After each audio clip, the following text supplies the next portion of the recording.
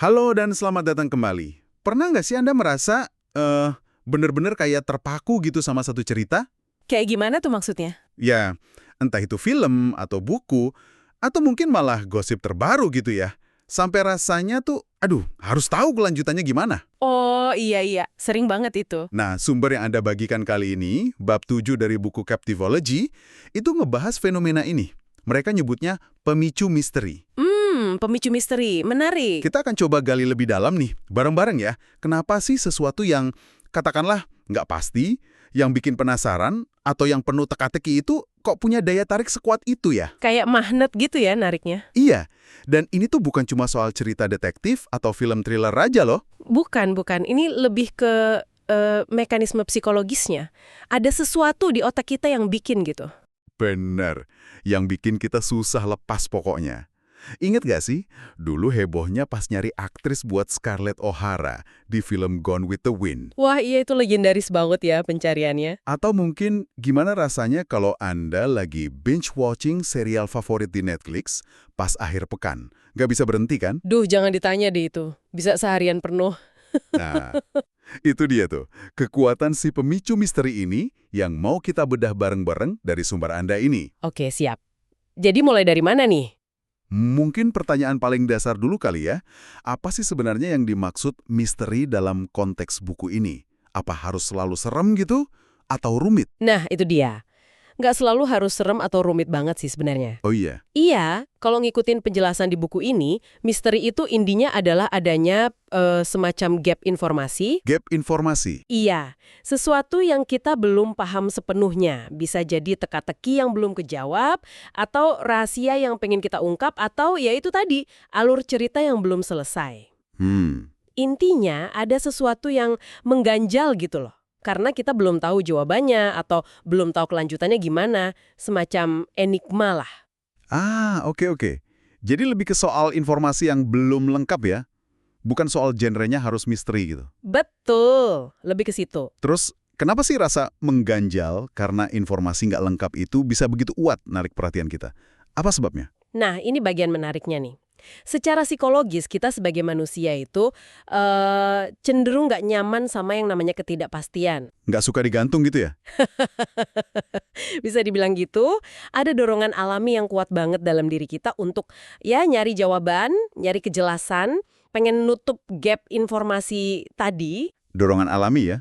Iya, dan ini ada kaitannya loh sama temuan psikologis yang namanya efek Zeigarnik. Pernah dengar? Efek Zeigarnik, kayaknya pernah sekilas. Gimana tuh? Itu tuh temuan yang bilang kalau kita secara nggak sadar cenderung lebih gampang inget tugas atau cerita yang belum selesai dibanding yang udah tuntas. Loh, kok gitu? Justru yang belum selesai yang diingat? Iya, aneh kan? Tapi beneran, rasa menggantung itu seolah-olah kayak manggil-manggil perhatian kita terus sampai ada penyelesaiannya. Pantesan, itu ngejelasin banget kenapa kalau dulu main game online kayak Ragnarok gitu, rasanya gemes banget kalau ada quest yang belum kelar. Pengen cepet-cepet diberesin. Nah, itu dia contohnya. Atau mungkin main game kayak Disco Zoo, penasaran banget ngumpulin semua binatangnya kan, baru rasanya lega gitu. Iya, bener. Dan, ya ampun, itu juga pasti alasan kenapa kita bisa tahan nonton, katakanlah Orange is the New Black atau Breaking Bad satu musim penuh dalam sekali duduk. Hahaha, iya, otaknya kayak nagih gitu ya, minta diselesain ceritanya. Nagih banget. Jadi emang ada dorongan untuk menyelesaikan ya istilahnya. Betul sekali, compulsion for completion. Kita tuh merasa nggak nyaman kalau ada lingkaran cerita yang belum tertutup rapih. Dan kita nggak cuma diam aja nungguin jawabannya kan? Nggak dong, justru kita secara aktif bakal nyari informasi buat ngurangin rasa nggak nyaman dari ketidakpastian itu. Kita pengen tahu. Nyari informasi aktif. Contohnya gimana tuh kalau di kehidupan nyata, selain nonton serial tadi? Buku ini ngasih ilustrasi yang bagus banget soal dunia kencan misalnya. Ada cerita tentang karakter Alice gitu. Oke, gimana tuh? Jadi pas dia ketemu orang baru yang dia rasa menarik nih, secara naluriah dia bakal berusaha cari tahu lebih banyak soal orang itu. Kayak detektif gitu ya? Ya nggak segitunya juga sih. Tapi ya pengen tahu latar belakangnya apa, kerja di mana, hobinya apa, niatnya serius atau enggak. Oh, itu standar lah ya pas PDKT. Iya, tapi ini bukan sekedar kepo biasa loh. Menurut buku ini tuh implementasi dari teori pengurangan ketidakpastian, Uncertainty Reduction Theory dari Berger dan Calabrese. Teori pengurangan ketidakpastian. Iya, kita mencoba mengurangi hal-hal yang nggak kita ketahui soal orang itu, supaya kita bisa lebih memprediksi interaksi ke depannya dan merasa lebih aman atau nyaman dalam hubungan potensial itu. Oke, masuk akal banget. Jadi emang ada dorongan dasar buat tahu dan nyelesain sesuatu yang belum jelas.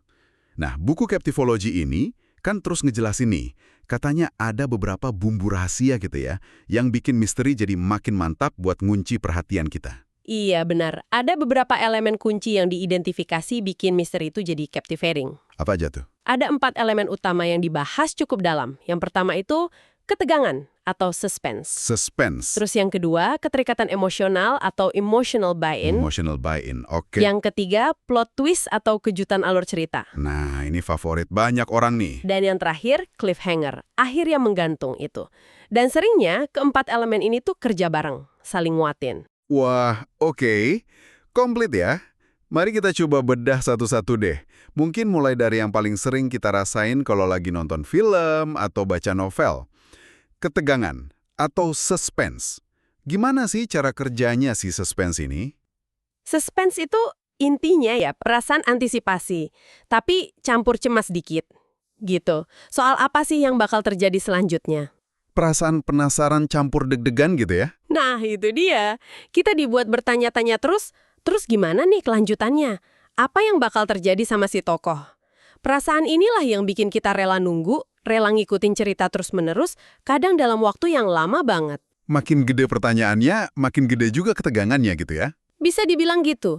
Semakin kita nggak tahu apa yang akan terjadi, semakin tegang. Ada contoh menarik nggak dari dunia nyata? Bukan cuma dari film atau buku. Ada beberapa yang dibahas di buku ini. Masih ingat nggak kasusnya Justin Sacco beberapa tahun lalu? Yang heboh sama tegar #Justin Landed Yet itu? Oh iya. Yang dia nge-tweet kontroversial sebelum naik pesawat panjang itu kan? Betul. Nah, karena dia nggak bisa langsung klarifikasi atau jawab kan lagi di pesawat tanpa internet, dan informasi baru munculnya pelan-pelan. Detail penerbangannya, kapan kira-kira dia mendarat. Itu bikin ketegangan publik jadi memuncak banget ya. Semua nungguin apa yang bakal terjadi pas dia mendarat nanti. Persis. Itu contoh suspense di dunia nyata yang kuat banget. Beda banget sama kasusnya komedian Steve Martin yang pernah ngalamin mirip, tapi dia langsung hapus tweetnya dan minta maaf. Nggak sempet tegang, isunya cepet hilang. Kontras banget ya cara penanganannya. Terus ada lagi? Contoh lain yang skalanya lebih gede mungkin. Hilangnya pesawat MH370. Ingat kan? Ya ampun ya. Itu misteri banget. Nah, di awal-awal kejadian itu, misteri total dan ketidakpastian soal nasib pesawat dan penumpangnya, itu kan menciptakan perhatian global yang luar biasa masif. Semua orang terpaku, semua pengen tahu. Betul. Tapi, begitu waktu berjalan terus, dan nggak ada titik terang yang signifikan, nggak ada informasi baru yang berarti, ketegangan itu pelan-pelan memudar. Jadi kayak perhatian publik itu butuh bahan bakar ya. Butuh perkembangan baru biar tetap nyala. Iya, bener banget. Tanpa itu, rasa penasaran bisa berubah jadi, ya capek aja nungguinnya. Perhatiannya beralih ke hal lain. Wah, iya juga ya. Ini jadi semacam peringatan penting juga dong berarti. Terutama buat yang bikin cerita atau bikin kampanye pemasaran gitu ya. Jangan sampai ngasih bocoran terlalu banyak di awal. Tepat. Buku ini kan nyebutin contoh trailer film kayak Man of the Year atau Terminator Salvation. Itu fotonya malah ngasih tahu plot penting atau bahkan akhir cerita di trailernya. Iya, itu fatal sih hasilnya ya. Penonton jadi udah nggak terlalu penasaran lagi. Ketegangannya udah hilang duluan sebelum nonton filmnya. Ngebunuh misterinya sendiri jadinya ya? Persis. Misteri itu rapuh sebenarnya. Terlalu sedikit info, orang bisa nggak peduli sama sekali. Tapi kalau terlalu banyak info, ya rasa penasarannya mati. Keseimbangan itu kuncinya. Oke. Jadi suspense itu penting, tapi harus dijaga dosisnya. Nah, selain ketegangan, elemen berikutnya tadi apa? Keterikatan emosional ya, emotional buy-in. Betul, emotional buy-in. Maksudnya gimana tuh? Kita harus peduli gitu sama ceritanya, sama tokohnya? Persis, itu dia intinya. Supaya ketegangan tadi terasa relevan buat kita, supaya kita mau investasi perhatian lebih lama, kita harus punya ikatan emosi dulu. Harus ada rasa, ini penting buat gua gitu ya? Iya, harus merasa ada sesuatu yang dipertaruhkan yang penting buat kita secara personal. Dan ini nyambung banget loh sama temuan psikologis lain soal efek korban yang dapat diidentifikasi. Efek korban yang dapat diidentifikasi apa lagi tuh? Haha, ini menarik juga. Ada studi dari Deborah Small yang nunjukin kalau kita tuh sebagai manusia lebih tergerak buat berdonasi kalau disodorin cerita satu individu spesifik. Maksudnya? Misalnya nih, ada cerita soal Rokia, seorang gadis kecil yang kelaparan di Afrika, lengkap dengan fotonya, namanya, detail kehidupannya. Itu lebih ngena ke kita dibanding kalau kita cuma dikasih statistik. Ada jutaan orang kelaparan di Afrika. Oh, jadi angka jutaan itu rasanya abstrak gitu ya. Tapi kalau cerita satu orang, kita jadi lebih bisa ngerasain. Tepat, angka besar itu dingin dan jauh. Tapi cerita satu orang itu menyentuh emosi, bikin kita lebih gampang berempati. Kita jadi beli ceritanya secara emosional. Wah, contoh Bad Kid di buku ini jadi pas banget ya buat ngegambarin ini, si Miles Scott itu. Iya, Bad Kid itu contoh super kuat. Ribuan orang rela datang ke San Francisco, jutaan lainnya ngikutin lewat online, cuma buat dukung mimpi satu anak pengidap kanker jadi superhero untuk sehari. Kenapa bisa seheboh itu ya? Ya, karena kita bisa terhubung secara emosional sama perjuangan spesifik anak itu. Kita jadi peduli sama hasilnya. Kita jadi ikut berinvestasi emosi dalam misteri kecil itu. Apakah dia bakal seneng? Gimana akhir ceritanya hari ini? Jadi benar-benar buy-in emosinya ya? Banget.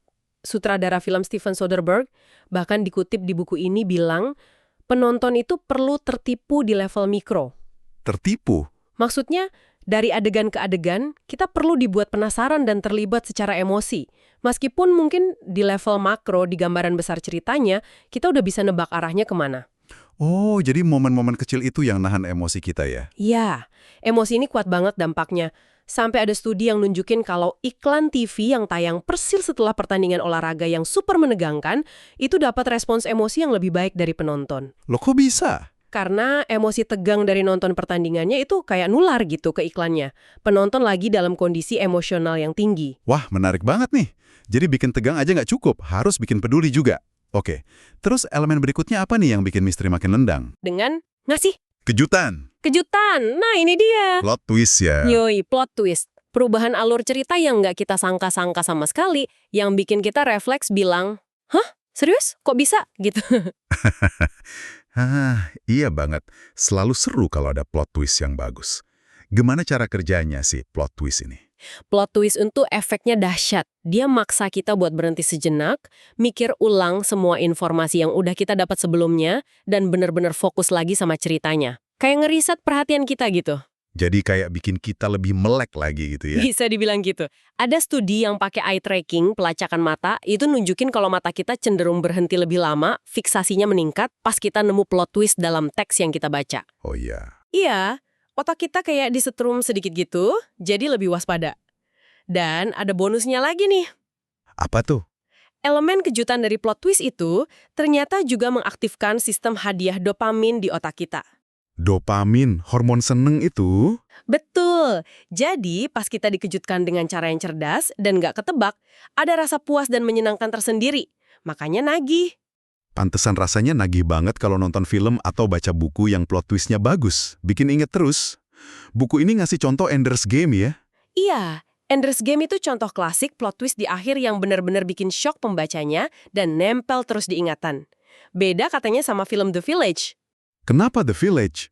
Karena katanya, twist di film itu udah banyak yang bisa nebak duluan. Jadi pas diungkap, efek kejutannya kurang nendang. Nggak, banget gitu. Ah iya ya, jadi nggak semua twist itu efektif ya? Yang selalu berusaha keras banget jaga rahasia produk barunya sebelum di-launching. Biar pas diungkap, wow-nya dapat. Oke, harus mengejutkan. Terus? Kedua, meskipun mengejutkan, twistnya itu harus tetap bisa dipercaya dalam konteks ceritanya. Jangan sampai kesannya maksa atau deus ex machina banget. Harus ada petunjuk-petunjuk kecil sebelumnya yang baru kita sadari setelah twistnya kebuka. Ah, jadi harus make sense juga ya pas kita pikirin lagi. Betul. Ketiga, twist itu harus signifikan. Maksudnya punya dampak yang nyata ke cerita kita atau ke pemahaman kita tentang karakter atau situasi. Kalau twistnya nggak mubah apa-apa, ya buat apa ada twist? Cuma gimmick aja? Oke, jadi harus mengejutkan, masuk akal kalau dipikir ulang, dan penting buat cerita. Sip, sip. Nah, elemen terakhir yang disebut tadi, apa? Cliffhanger ya? Iya, cliffhanger. Teknik klasik banget ini, tapi masih super ampuh sampai sekarang. Gimana tuh intinya si cliffhanger? Intinya gampang aja, sengaja mengakhiri satu bagian cerita. Entah itu episode serial TV, bab buku, segmen video, pas lagi di momen paling menegangkan, atau pas baru muncul pertanyaan besar baru yang jawabannya belum dikasih tahu. Sengaja digantung gitu ya ceritanya? Persis. Tujuannya jelas banget. Bikin penonton atau pembaca penasaran setengah mati dan ngerasa harus balik lagi buat cari tahu kelanjutannya gimana. Ini nih, biang gerok kita nggak bisa berhenti nonton serial sampai subuh ya. Bisa jadi salah satu faktor utamanya. Cliffhanger ini langsung mencolek si efek Zeigarnik dan dorongan untuk menyelesaikan yang tadi kita bahas. Kita dibuat nggak tenang kalau nggak tahu lanjutannya. Ada contoh klasiknya nggak? Wah, banyak banget. Dari era film bisu, dulu ada serial namanya The Adventures of Kathleen. Itu katanya yang mempopulerkan adegan pahlawan wanitanya dalam bahaya maut di akhir tiap episode.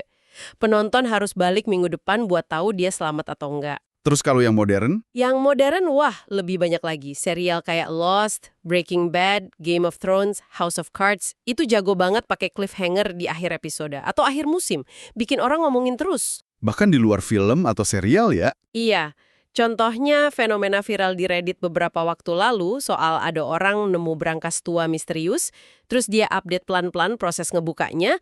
Pertanyaan apa sih isi brankas ini, itu jadi cliffhanger di dunia nyata yang bikin orang terus-terusan ngecek update-nya. Wah, iya ingat saya itu. Penasaran banget jadinya.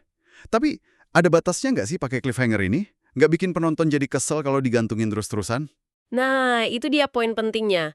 Sama kayak elemen misteri yang lain, cliffhanger juga ada resikonya kalau dipakai berlebihan atau yang lebih parah kalau nggak ada resolusi yang memuaskan di akhirnya. Maksudnya gimana?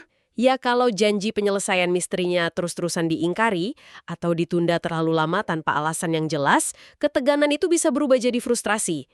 Penonton bisa ngerasa dikhianati, bahkan bisa jadi marah. Jadi harus ada keseimbangan juga ya, jangan cuma gantungin doang. Betul, audiens perlu merasa bahwa rasa penasaran mereka itu pada akhirnya akan terbayar lunas dengan jawaban atau penyelesaian yang memuaskan. Oke. Jadi kita udah bahas nih, cara menyalakan pemicu misteri ini lewat 4 elemen. Ketegangan, keterikatan emosi, kejutan plot twist, dan akhir yang menggantung atau cliffhanger.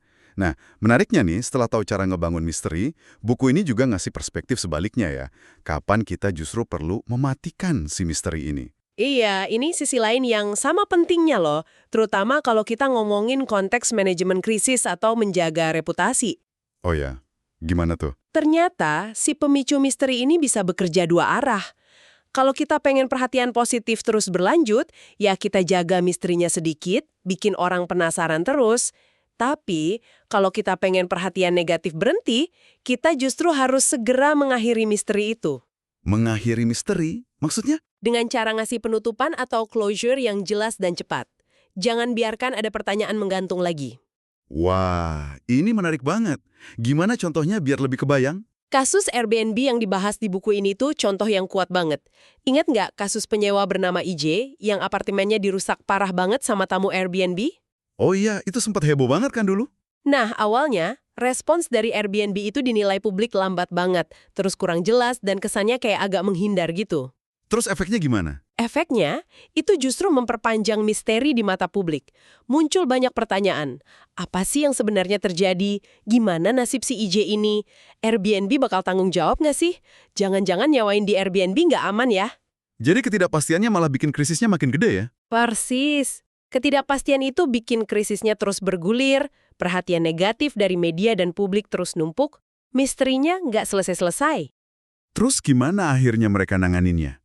Titik baliknya, menurut buku ini, adalah ketika CEO Airbnb sendiri, si Brian Chesky, turun tangan langsung. Dia nggak lagi sembunyi di balik pernyataan korporat yang kaku. Dia ngapain? Dia ngasih respons personal yang sangat jelas dan tegas. Dia ngakuin kesalahan perusahaan secara penuh, minta maaf dengan tulus, dan yang paling penting, dia ngumumin langkah-langkah konkret yang langsung menghilangkan banyak ketidakpastian. Langkah konkret kayak apa? Kayak ngasih jaminan ganti rugi ke host sampai $50.000, ngebentuk tim keamanan khusus, bikin hotline 24 jam buat masalah darurat, pokoknya tindakan nyata. Terus dampaknya apa? Dampaknya langsung kerasa. Tindakan itu ngasih penutupan buat saga si IJ ini. Misteri selesai, pertanyaan-pertanyaan utama terjawab. Seketika, siklus pemicu misteri yang negatif tadi langsung keputus. Perhatian negatif mereda drastis. Wow. Jadi mereka berhasil mematikan misterinya ya? Betul, dan katanya sih mereka belajar banyak dari kasus itu. Terbukti dari cara mereka nanganin insiden lain beberapa tahun kemudian yang katanya jauh lebih cepat dan tegas. Jadi pelajarannya jelas banget ya di sini. Kalau mau perhatian positif awet, bolehlah mainin sedikit misteri bikin orang penasaran. Tapi kalau lagi kena krisis atau isu negatif dan mau perhatian negatif itu cepat hilang, Justru harus sebaliknya, kasih kejelasan secepat dan setegas mungkin. Jangan biarkan publik bertanya-tanya dan berspekulasi liar. Hilangkan semua ketidakpastiannya, tutup misterinya. benar banget. Tepat sekali. Jadi, ngerti cara kerja pemicu misteri ini bukan cuma soal narik perhatian, tapi juga soal gimana cara meredakannya pas dibutuhin. Keren kan? Keren banget sih ini. Nah, setelah kita gali bareng bab 7 Captivology ini, rasanya jadi makin paham ya, kenapa kita kok gampang banget kepincut sama yang namanya misteri. Iya, jadi lebih ngeh gitu ya polanya. Kekuatan dari ketidakpastian itu sendiri, terus ketegangan yang dibangun dengan pas, hubungan emosional yang bikin kita peduli, kejutan yang bikin dek, sampai rasa penasaran yang menggantung. Ternyata itu semua kombinasi yang ampuh banget buat ngunci perhatian kita ya. Nggak bisa lepas. Jadi apa nih kira-kira kesimpulan besarnya buat Anda semua yang lagi dengerin pembahasan kita kali ini? Kesimpulan besarnya mungkin gini ya. Pemicu misteri ini tuh sebenarnya ada di mana-mana loh. Nggak cuma di dunia hiburan aja, kayak film atau buku. Oh ya, di mana lagi contohnya? Kita bisa lihat polanya dalam siklus berita 24 jam, yang selalu nanya apa selanjutnya. Terus dalam strategi peluncuran produk teknologi baru yang sengaja dibikin teka-teki dulu. Iya bener, bikin penasaran. Terus dalam kampanye pemasaran yang ngegoda rasa penasaran kita, bahkan mungkin dalam cara kita ngebangun ketertarikan pas lagi kenalan semua orang baru sehari-hari. Wah iya juga ya, luas banget penerapannya. Makanya, kemampuan buat secara sadar ngenalin pola ini, terus mungkin bisa menciptakan misteri secara strategis, atau sebaliknya, justru mengakhiri misteri pas dibutuhin, itu jadi kayak skill yang penting banget di era informasi yang super padat kayak sekarang ini. Jadi kayak semacam keahlian mengarahkan fokus dan perhatian gitu ya? Bisa dibilang gitu. Mengelola atensi? Nah, ini jadi memunculkan satu pertanyaan menarik nih buat jadi bahan renungan Anda di rumah. Sekarang kan kita udah sama-sama tahu nih, betapa kuatnya si pemicu misteri ini dalam mempengaruhi kemana perhatian kita tertuju. Coba deh mulai sekarang, perhatikan lingkungan sekitar Anda. Gimana Anda ngelihat mekanisme misteri ini digunain? Mungkin oleh media, oleh brand-brand favorit Anda, atau oleh orang lain di sekitar Anda. Jadi lebih peka gitu yang ngelihatnya. Iya, dan mungkin yang lebih penting lagi nih, gimana Anda bisa gunain pemahaman ini secara, katakanlah, etis dan efektif buat narik perhatian ke hal-hal yang emang penting menurut Anda. Tanpa harus terjebak bikin sensasi kosong atau manipulasi gitu ya. Nah, itu dia. Gimana caranya pakai kekuatan misteri ini untuk kebaikan tanpa jadi sensasionalis murahan? Sesuatu untuk Anda pikirkan lebih lanjut deh. Tantangan yang menarik tuh. Terima kasih banyak sudah menyimak eksplorasi kita kali ini tentang pemicu misteri dari sumber yang Anda berikan. Semoga ada aha momen yang didapat ya dari obrolan kita. Semoga bermanfaat ya. Sampai jumpa di pembahasan mendalam kita berikutnya.